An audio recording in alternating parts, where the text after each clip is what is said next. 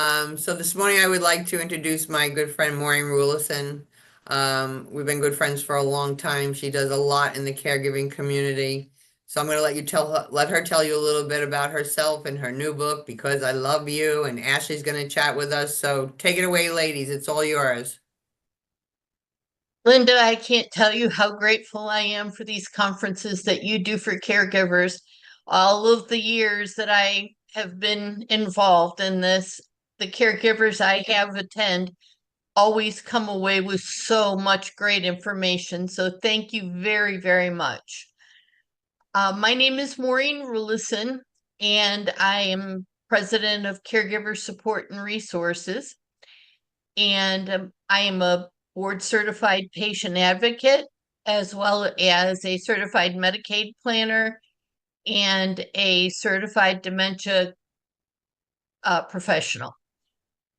I have been on this conference for many years, and so some of you already know me. I would tell you that to better get to know me, you can go to my website, which is caregiversupportandresources.com.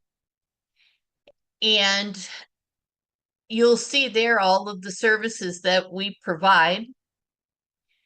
About a year ago, I launched my book, which you see up here, Because I Love You, my book about me. And it has been a tremendous help to so many caregivers in creating a place to document everything that they need to know and need to plan for in one place. The way that this book came to be is that I became very interested in life care planning, but found it very difficult to get people to interested in it with me.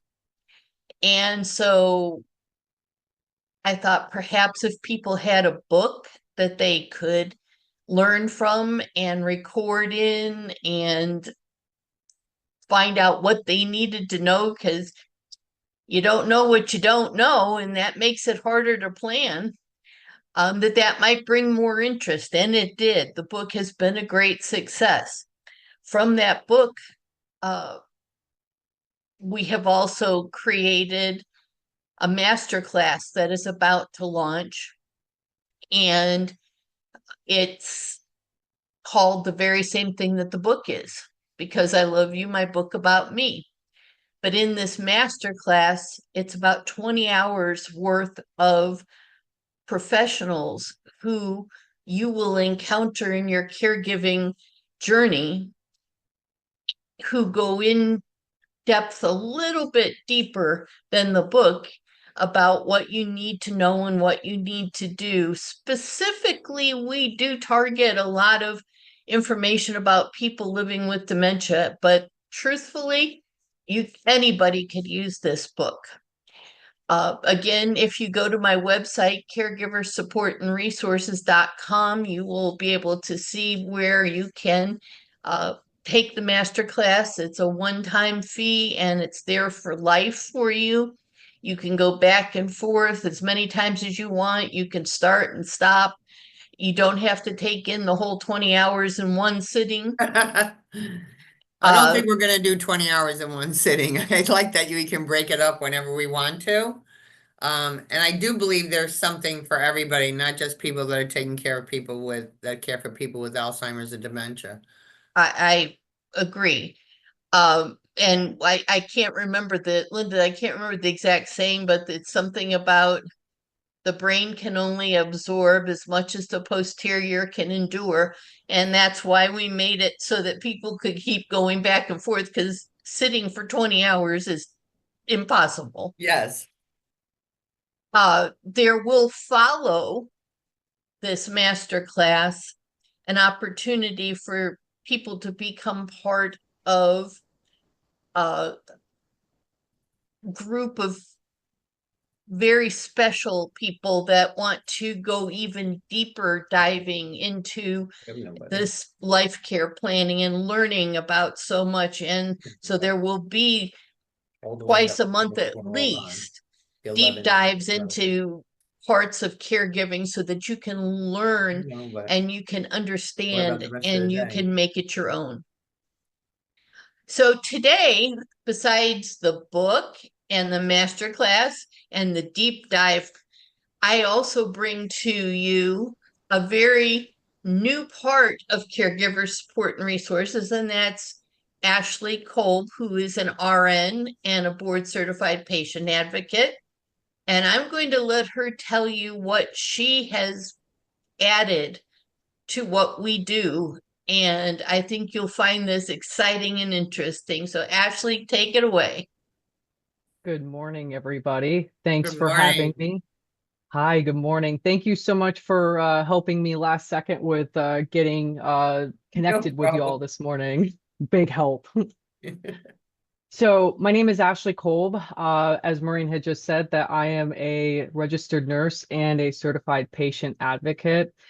As a patient advocate, it is my role to support and guide individuals and their families through the complexities of our healthcare system to ensure that they receive the best care possible.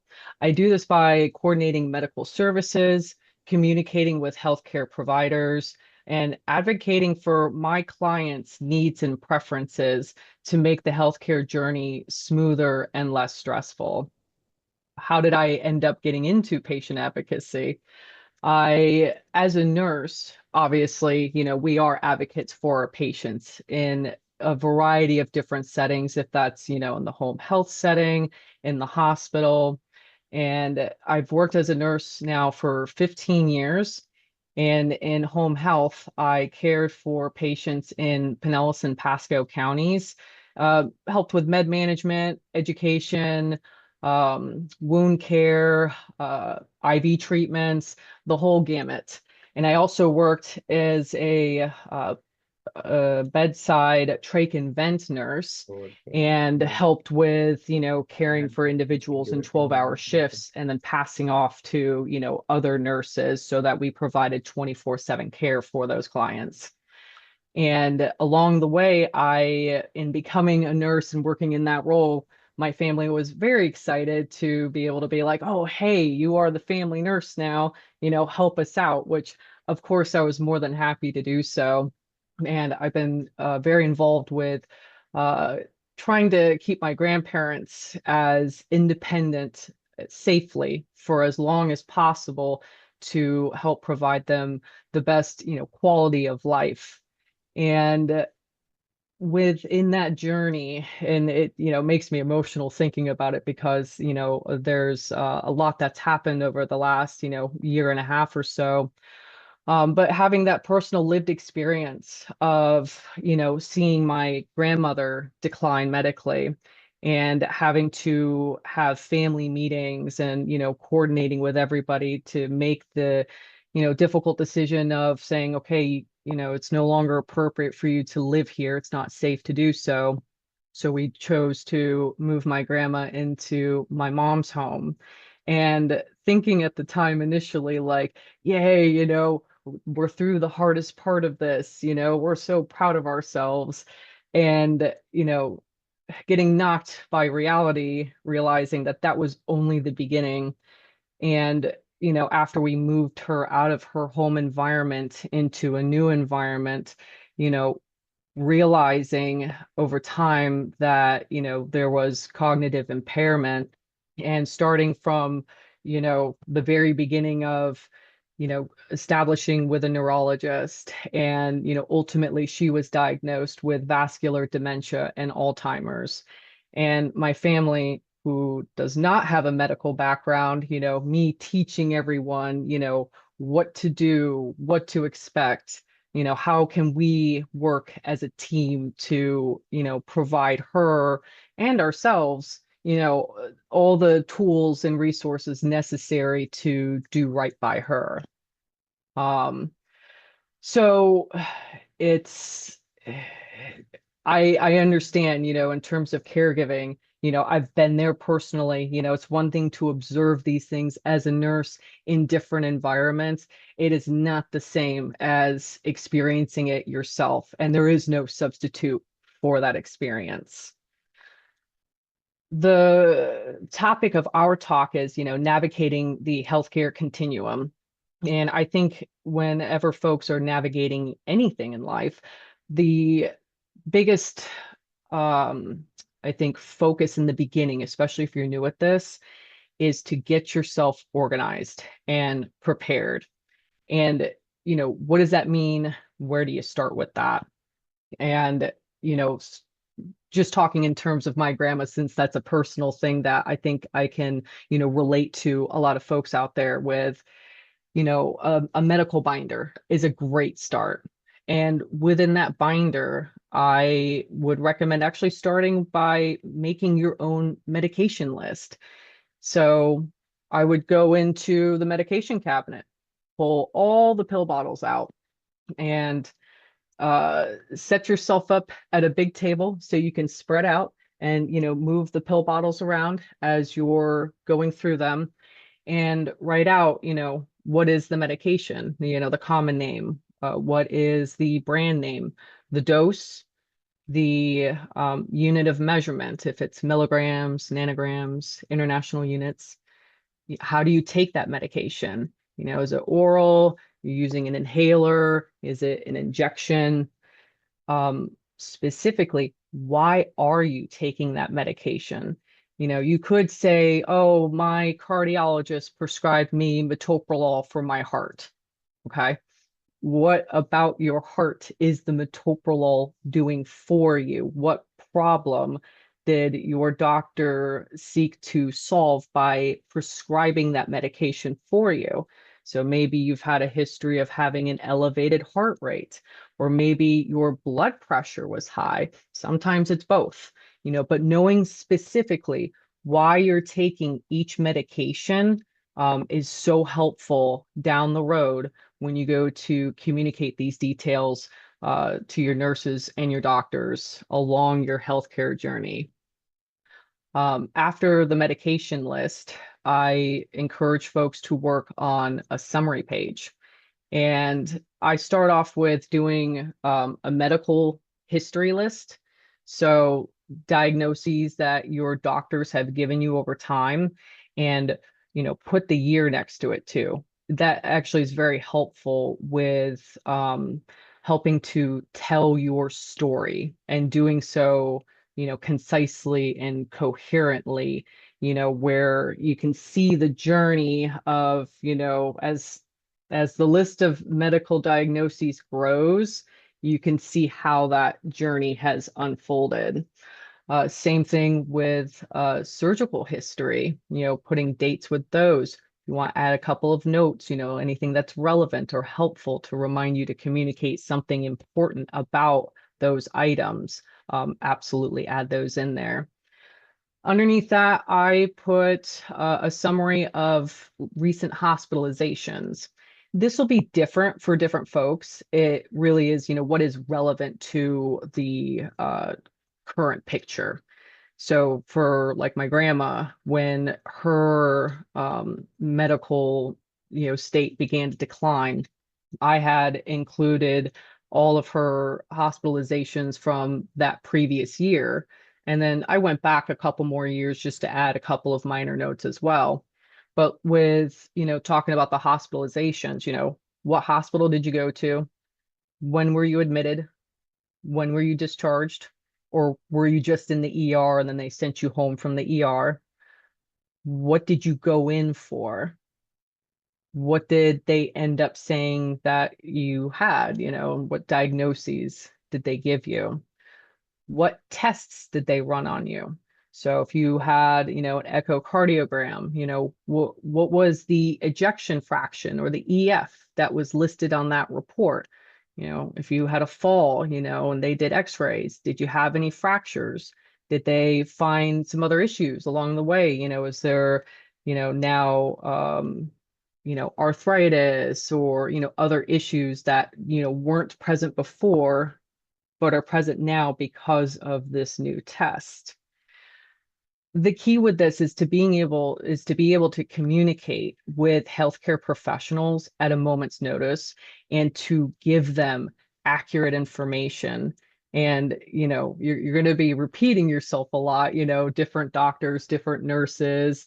And, the more that you end up practicing these things, you'll get better at it too. And you'll be able to memorize a lot of these things over time. But especially if you're new in this role as being a caregiver, establishing a positive rapport with the healthcare staff that, are working with you is really a big key to success. If you can, concisely and quickly give them the information that they need to help you, they will take you seriously.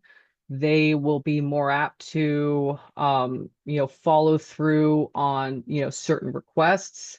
And, but just, having your best foot forward when you enter into the medical system it can sometimes make or break an entire healthcare experience in that way.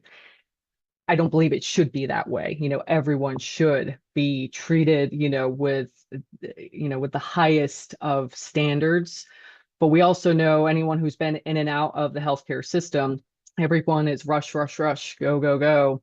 And, they are trying to get as much information as quickly as possible to care for us and our loved ones. So being able to give that information on the fly and it's accurate is key to everybody's success there.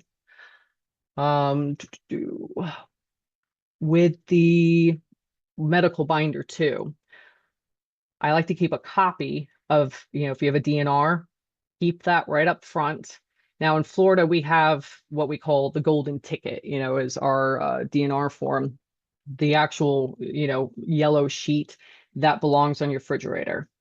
I also like to print out extra copies of the med list and of the summary page and put that right underneath the DNR and keep that posted on the fridge. So in the event that you're having to call 911, you're not scrambling, and trying to, deal with a medical emergency. And then, oh my goodness, I got to rush and go find all these papers and, they're in different places. You do not want to be in that position. If you stay organized, it will save you so much stress and hassle in the long run. Talking about medications in general, staying organized with your meds. I know with my grand folks, what I ended up finding later on when we were trying to help them downsize and organize things, they had squirreled away some medications in different areas of their home.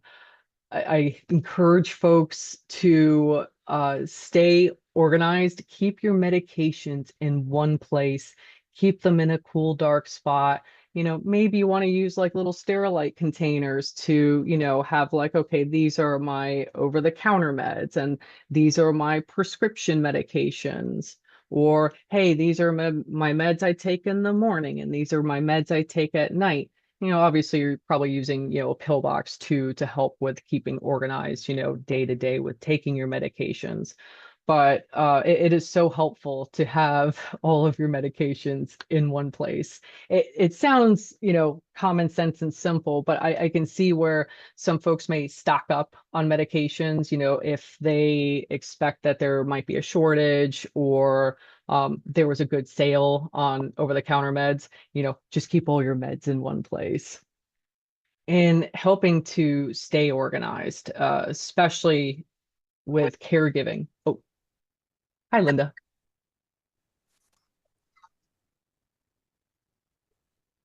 Do you want me to continue speaking? Yeah. Okay. There's an echo on your end. I'm trying to stop it. Okay.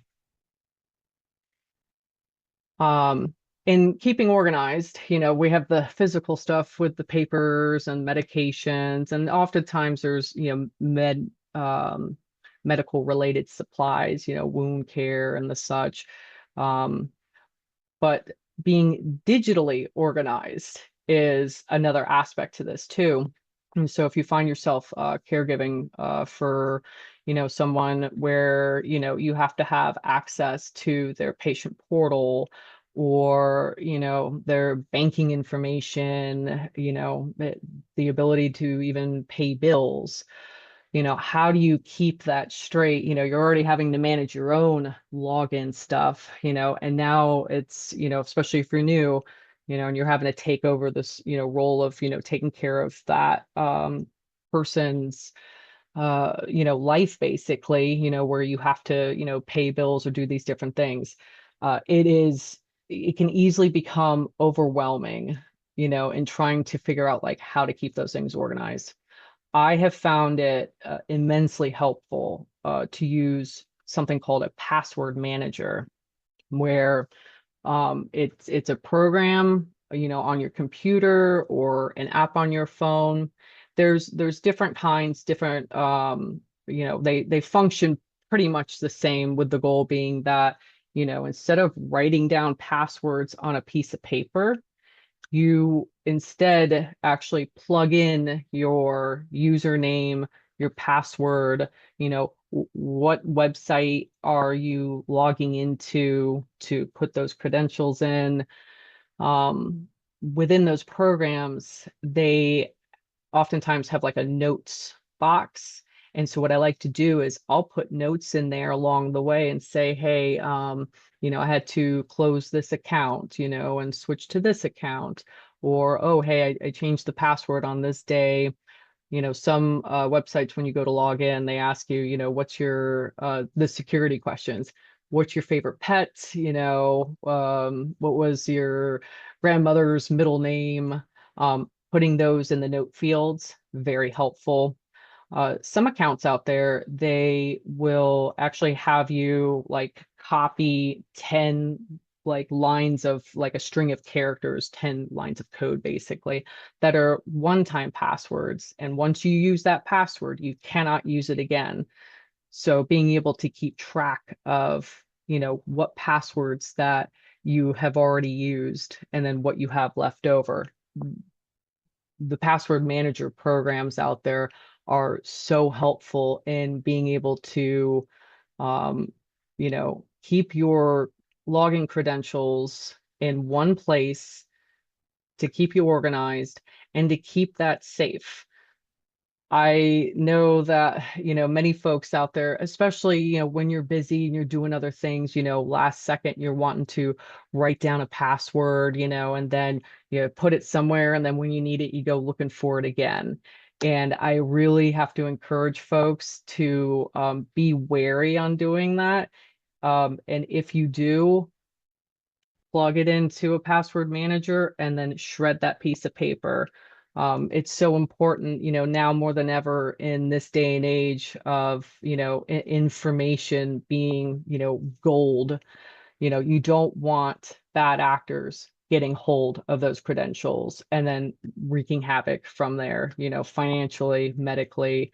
And, it is our responsibility to do what we can individually. And then for those that we are caregiving for, care partnering with, to make sure that we keep that information safe and readily available as we need it.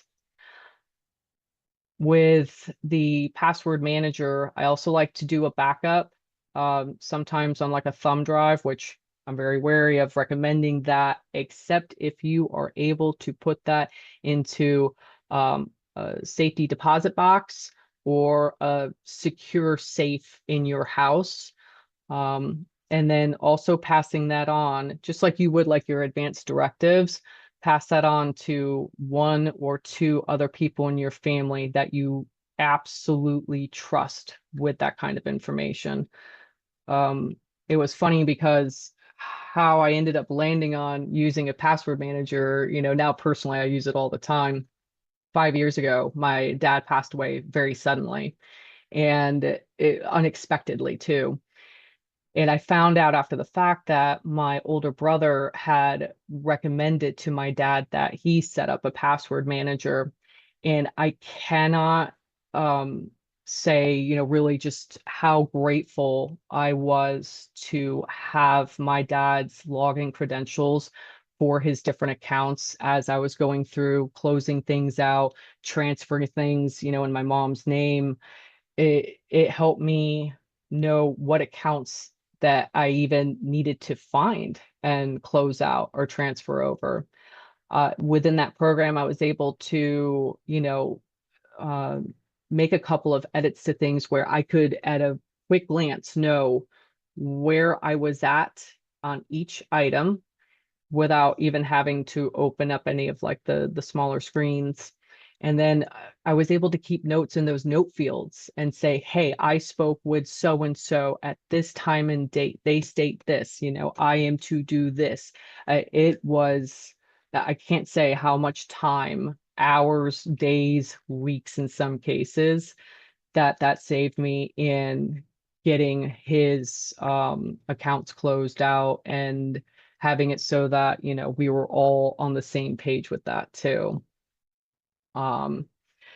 So I hope that that is, something that if you're not familiar with it, I would encourage folks to go on YouTube or, social media, and see, what is posted on there and Yeah. see what maybe speaks to you. I recommend a program called KeePass, KeePass. It's it's not pretty to look at. Anyone who has, been using computers, in like the 90s and the 2000s, actually, you'll probably really like it because it looks like a little bit of a dinosaur of a program, but it is very good at what it does. It generates strong passwords. And, once you learn that system, it's actually quite easy to navigate. And can you spell that again, please? Sure. KeeP is in Papa, ASS. Okay. Just in And case So I, I didn't hear Ashley, it clear. if everybody's overwhelmed by this, could they could they contact you and could you help them both with the medical and the security for the internet? Absolutely. That's what I do. I'm very good at what I do with that. I've had many years of experience, with setting this up now, like for myself, for my family. I, recommend it with friends too. I kind of nerd out on this stuff. So it's something that I truly do enjoy getting folks set up with. And so I can help with downloading, whatever software, you want end up wanting to use, depending on what is chosen, being able to set that up not only on the computer, but, on a smartphone and have those, two devices actually communicate with one another. So you have that information readily available at the moment that you need it. And the med binder too, I enjoy doing that, because to me it's a little bit not like a medical mystery per se. It kind of starts out that way because I'm like, okay, what is this person's story, and how can I organize that information in such a way where it's not just random bits of data, it's how does that data come together to paint a picture of you or paint a picture of your loved one, and do it in such a way where you can, when you make contact with the medical establishment, to be able to, make positive connections that will serve everybody positively in the long run. So yeah, Well, no, I and I enjoy. can attest to the fact that Ashley has, I'll be really honest, forced me to do to do this key pass, and I have whined and complained and everything about it, but she is so right. And having her there with me has made it doable. I would have given up. Well, I'm thinking you just get a buddy and you do it with your buddy, both of you. No, you would think that, but Yeah. and for many of you who have heard me speak before, my husband, who passed away last month with dementia, I created a medical binder for him, just like Ashley speaking of. But even with all of my expertise and knowledge that I gained watching other people struggle through this, I was telling Ashley yesterday that Brian, well, she knows this. She was with me. Brian passed away at Accent Hospice, and yay for Accent Hospice. Thank you very much, Accent Hospice. But it was the nurse at Accent Hospice when I said to her, Brian has a pacemaker that's also a defibrillator, and I don't want him brought back if his heart gives out. It was the nurse researching that for me at hospice, not the doctor who did it, not anybody along the way in the medical profession who all told me it was a defibrillator and a pacemaker. She contacted Boston Scientific and found out it was only a pacemaker. And I felt like the biggest idiot in the whole entire world. But then I realized if cardiologists didn't make it clear to me, I can't be the biggest idiot in the world. I can be up there with on the top of the list, but having Ashley by my side, even she came in more towards the end, helped me to know that I could ask questions of somebody. Every responsibility for remembering everything didn't fall on me.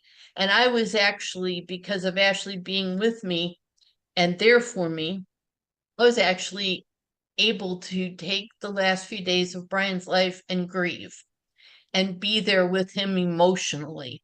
She handled so much of the medical aspect of it for me. And I can't thank her enough, although I continue to thank her daily. I hope you all will reach out because there's so many ways to jump into the circle of getting started on this. And that really is what the big problem and big challenge is. There's all this financial, all of this legal, all this medical, all of this security stuff. And you're like, well, where do I start? Don't worry about it. Contact Ashley, contact me. We'll help you jump in. It doesn't matter where you jump in. It matters that you jump in. Yeah. We can always get started, and we can always make shifts to what's needed to be done at this point in your life or the person you love's life. Please don't let this intimidate you. Even if you just need us to be there to help you get started with the book or on the master class, or without either one of those, just get started. You know what? It's always nice just to have someone to hold your hand. Yes. Just to hold your hand. It's really nice. And I guarantee you every caregiver, and Ashley's the caregiver, Linda's a caregiver, I'm a caregiver. Every caregiver listening to this says to themselves, if I could just have an hour where every responsibility wasn't mine.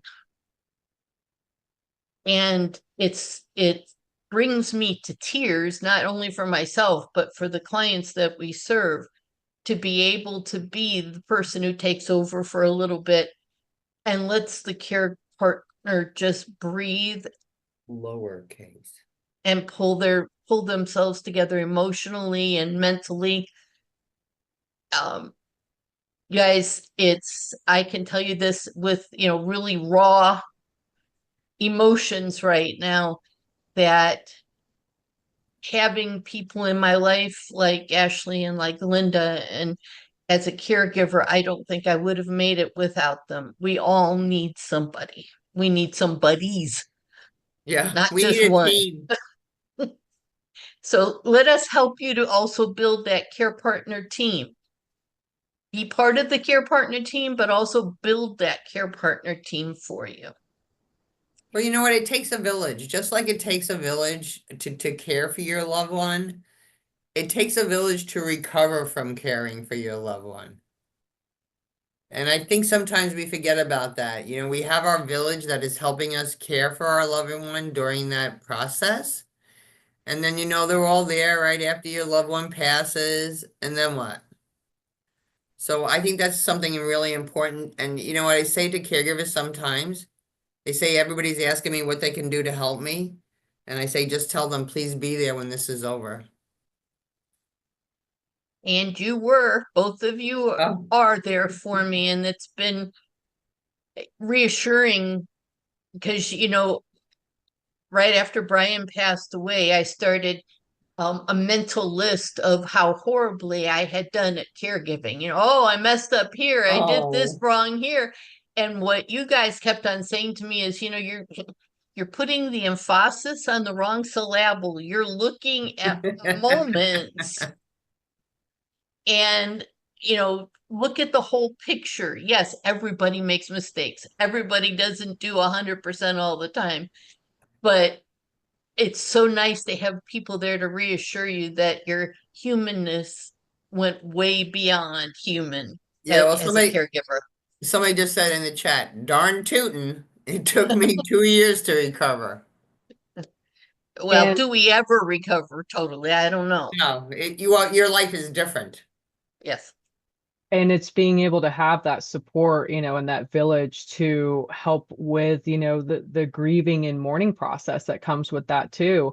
And it's, though viewed, I think, oftentimes negatively, actually it gives us something to, gives us so much to be thankful for, throughout that journey. And, after the fact too, where when you're finally able, when it's over with, there's good chance, that you are, recovering from caregiver burnout. And that's a very Yeah. real thing. And to the folks who haven't been exposed to this or have experienced it, somehow firsthand or very close to it, they're not going to have any concept, of that experience. And that is the beauty, with Linda, with hosting this conference and with caregivers, care partners, everyone in this community, we can lean on each other, to ask questions, and no question is a stupid question, because we're all having to fill in gaps in our knowledge that, how do you know if you don't know? And, to have a safe space to be able to do that with folks that we trust, and in turn be able to share our learning and our growth and knowledge with other folks out there who are entering into this community as caregivers and as care partners. And it's why at Caregiver Support and Resources, we have a very valued group of trusted referral partners, because Ashley and I will acknowledge readily that we don't know everything, but we can almost always find someone who does, that we trust, and we can extend that relationship out to our clients, the other caregivers. So Linda, I'm a little off on time. I don't know when we're supposed to. You have more time and we can see if we have any questions. That's what I was gonna Yeah. say. Open up But for questions. I think one of the most important things we have to remember is to be prepared. To be prepared on all of our caregiving journey from the very beginning through the entire journey, because when we're prepared, it makes it easier. It definitely makes it easier. We're Well, not, nobody wants to talk about or plan for the end of their life. I can acknowledge that readily, and I was a bit foolish to think that everyone was going to say, "Hey, there's Maureen. She's going to help us plan for the end of our life," and rush to me. They did not, and I was frankly surprised. But what I can tell you is that, again, if we can get people to help and just jump in with us and get started, I promise you, your journey will be somewhat less stressful if we have made plans together. yeah. And you know what? Sometimes your friends are like, I just don't know what to do. I don't have a clue. Just come be by me. Just talk to me. If I really need something, and you'll know it then when you're with me. But just be with me, because when things start getting sticky, a lot of your friends, kind of disappear because they don't know how to handle it themselves. And not that they don't love you or not that they don't care, but their own issues come up. And it's very difficult. And when you're going through all those sticky and terrible issues, especially at the end, they're glad it's over for you so they don't have to deal with it anymore either. Well, and Linda, unfortunately, we tend to um, gravitate towards people who are sharing a same or similar life experience. So a lot of the people around me were also caregivers. Yeah. And guess what? They don't have a whole lot of emotional bandwidth to give away. Yeah.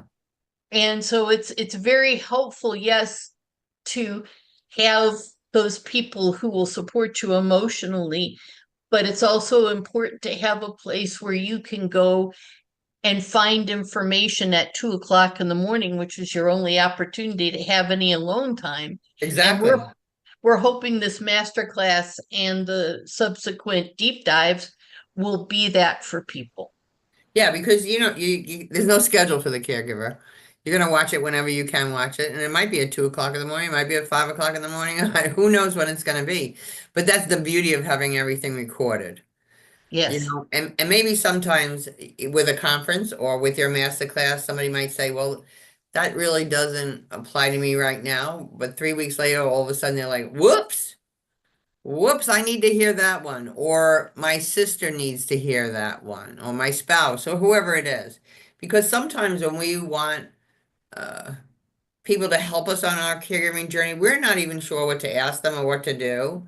And like I have I tell my caregivers, I always say they have the AAA dilemma. They don't ask for help, they don't accept help, and they don't acknowledge themselves.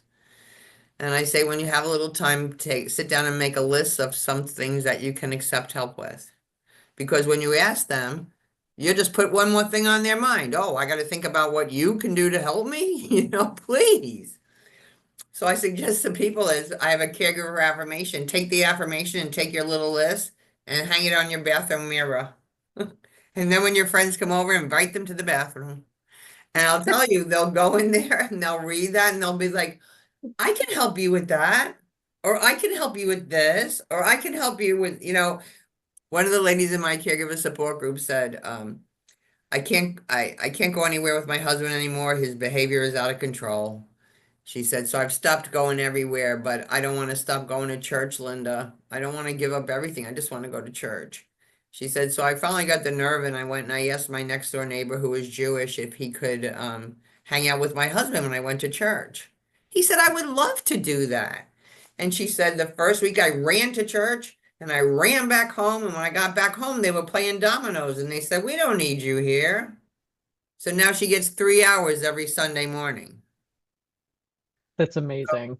Yeah. And you know what is? Her husband gets to see his friend, the neighbor, and the neighbor gets to see the husband because as much as we think we're the bomb caregiver and only we can do it, we know it all. I think many times our loved one is saying under their breath, could you please go away for a little while? Let me see somebody else. Yes. I know that during COVID, Brian would wake up in the morning and I would see him open one eye, the eye that was towards my side of the bed. And I know what that look on his face was. Oh no, it's Yeah. Yeah, it's tough. But Linda, something you said a few minutes ago, and I'm sorry that I'd forgotten it. I got to the point as a care partner where I didn't have the emotional bandwidth to continue answering people's questions like, how's it Yeah. going? What's Yeah. happening with Brian? How's Brian? I needed people to understand that literally trying to keep them supported was more than I could handle. So you know what? As you're saying that, I'm just thinking about it. So what if you said to one of your really close friends, you know what you can do for me? You can talk to everybody for me. You can tell them that I just can't deal with this right now, or you can tell them blah, blah, blah, whatever you want to tell them. I never thought of this before, but I think that is brilliant. That is brilliant on that front. And I tell you, that is relevant to when you're caregiving or for folks in the hospital, having a single point of contact of, who talks with the doctors, and then that same contact, or maybe somebody else who talks with the family to share that information so that information isn't getting, jumbled up along the way. Yeah, and I think it's always great to have a second set of ears when you go to the doctor's office, because I'll tell you, when I took my mom to the doctor and my doctor said that my mom had cancer, I didn't hear a word after that. Yeah. Not one word. And So, Linda, Ashley goes to doctor's appointments. If it's a Yep. neurology appointment or something having to do with the dementia diagnosis, I yep. can go to the doctor's appointment also. But Ashley is, she's the Yeah, bomb diggity to go to the doctor's with. well, and because she knows what she's talking about when she's knows what she's doing. And the thing is too, and I say to my caregivers, even if you have two heads, sometimes you need three, so just bring a tape recorder. And if your doctor doesn't want you to tape record them, you don't want that doctor. No. No, And that's when you're caring for someone living with dementia, this was a huge battle as a care partner that I did. I wanted the doctor talking to Brian. Yeah, I was I was like the interpreter for a deaf person. That was my purpose there, was to convey information, but I didn't want to be the person that was being talked to. I wanted Brian to be the one that right, was being talked to. right. And, medical people are human beings just like everybody else. And if my mouth was the one that was talking, their eyes went to my face. And I understood that.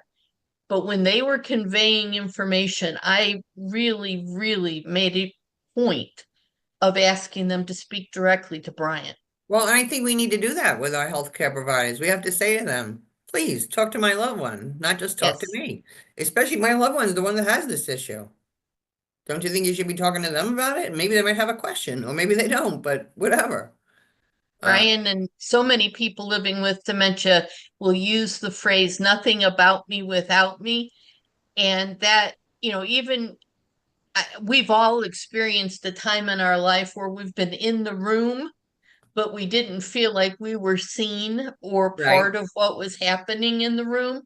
And I can only imagine that that's what someone living with dementia feels like when conversations are going around them and not inclusive of them. Well, And how thank you uncomfortable for is the that? hugs. Go ahead. Thanks, Christine. I love your hugs. You know I do. So, But it really, you just think about it. Think about when you go to a strange place. You're going to a meeting or you're a networking thing or something, and you don't know anybody. And you're sitting there and it's a little uncomfortable and no one's talking to you. They're talking around you. It's the same thing. So we have to sometimes speak for our loved ones and not be afraid to speak for our loved ones. You know what I mean? and when Brian was in the last few days of his life, the nurses at Accent Hospice kept reminding me that the belief is that hearing is one of the last senses to go. And so even the doctor that came in was very, very direct in making sure that she was speaking to Brian Yeah, about what was going on. I was getting the information as well, but she was talking to Brian. He wasn't right. able to respond or react, but she talked to him, not about him. She talked to him. I can remember a caregiver saying to me one time, the first time a professional talked to my husband was when he was in hospice. Never Mm, before. Never before. And isn't it too bad that we have to wait until we're in hospice for someone to pay attention and to chat with us? oh, and that is beyond criminal. Yeah, so I think that's the education that we need to give out to everybody. And we need to tell everybody be prepared and take these classes, take the master classes. Give us a little bit rundown more of what the master class is going to be. Well, you know what? It just so happens Linda Burhans is part of my master class. In Oh, fact, really? she's three Who's parts of it. she? Um, so what I did was I broke life care planning into 4 different parts. I mean, there's the boring parts. There's the legal, sorry, all you legal people, but it's boring. But it's necessary. In fact, it is so necessary because if you don't do the legal part, a lot of what else needs to be done can't be done. Yeah. There's the financial part. So I had lawyer come in and plain spokenly talk about the different documents and why they're so important and when they should be updated or what's important that needs to be in the document so that it will be durable. Yeah. Had a financial planner come in and talk about if you're going to start taking care of someone's finances, how to approach the very challenging work of getting in with banks and financial institutions and Right. different companies, and what to be prepared for and what to be prepared with. A nurse, like Yeah. Ashley was just talking about, that medical binder. I had one for Brian and it was a godsend because I couldn't remember. Although truthfully, Linda, there was a point at which I was at the doctor for myself and she asked me what medications I was on, and I started listing them. She goes, "Those are Brian's medications." Fortunately, she was both of them. Oh, hey, believe me, I get it. My husband was dying and the ambulance came to take him away and I told him what my mother was allergic to, not what my husband was allergic to. And It then I'm like, happens. Linda, you know? So we get through that really foundational stuff that you need to deal with, and then we get into some of the more about the person. Yeah. What gives them purpose? What gives them joy? What's important to them? Brian used to, even though he was a type 2 diabetic and had heart problems and everything, he would tell everybody that his two favorite things to eat were chocolate and peanut butter, and that if he had to go into care, if people didn't give that to him, I would sneak it in. And I said, well, there you go. Now, every time I walk in, they're going to do a pat down on me. And he would say with a big old grin on his face, "You're welcome." But we get to know the person. Yes, that's what we're dealing with, people. Not everybody loves Gunsmoke. I hate to tell you that. Exactly. Not everybody loves Barry Manilow. Get to know the person and what's important to them. And then, well, you know what? And we need to do that too. So let's say, for instance, all of a sudden I'm put into a position, I'm taking care of my grandma or my aunt or whatever. I know a lot about them, but do I really know a lot about them? Maybe this is the time that I need to learn more about them and ask more questions. I've been experiencing that in my family myself, and it is amazing now to hear stories of things that I'd never heard before. And Right, I've been close with my grandparents my whole life, so I figured like, oh, I knew everything about them. right. And it's easy to forget, like these folks have been around for an extra 60 years almost, Yeah, before me. It's easy to take that for granted. And then it's not until after they're gone, you're like, oh man, I wonder if, or, what if this? yeah. Or you And start looking through their things and say, oh, I didn't know she was a Girl Scout leader. yes, yes. And that's what I say to people when your loved one is still alive and people come over to visit, sometimes they don't chat so much because they don't know what to chat about. So Mhm. create a memory box. So if your grandma was a Girl Scout leader, print out some pictures of Girl Scouts. If she was born in Brooklyn, print out some pictures in Brooklyn. And then you can just pick it up and say, I didn't know you were born in Brooklyn, or I didn't know you were whatever, and they'll chat, chat, chat. I've done the well, same thing for my grandma. And I tell you, that ended up opening up conversations, not only for like us as a family, but when people come over to, either help to bathe her or, family friends, they look through the box, they may not have known my grandma per se, they might have known like my mom or myself. And so Right. they go through the box and they say, oh man, like tell me about this, and then they can Uh, connect and look on the phone and Google things to learn more about, that time period as well. I found that to be a very valuable tool for my grandma. yeah, and your grandchildren too. They don't, my grandchildren think they know everything about me. They don't have a clue. but remember always, if the person we're supporting is older than us, they originally built a relationship as you being a child and them being an Right. adult. I will never forget going through a question session, an answer session with my grandmother, with a medical person. They started asking about sexually transmitted diseases. Oh my I goodness. turned bright red. Okay. My grandma had the best time ever watching. But we got to Yeah. remember that what we know about our grandparents or even our parents, probably some of that is been withheld because we were their child or their grandchild. So All right, ladies, what's the last thing you want our caregivers to hear today? we love you all and appreciate so much the job you do as a care partner. Ashley? You're amazing at what you do on, those hard days where you may feel like are lonely or feeling alone. You are not alone. Pushing through that and making connections with people who are also caregiving for their loved ones. You don't know where the dots will connect along the way and what you'll learn and how you'll grow as a person in your caregiving journey.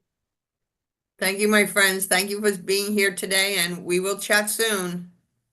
Bye-bye. Thank Thank you. you. It's absolutely wonderful.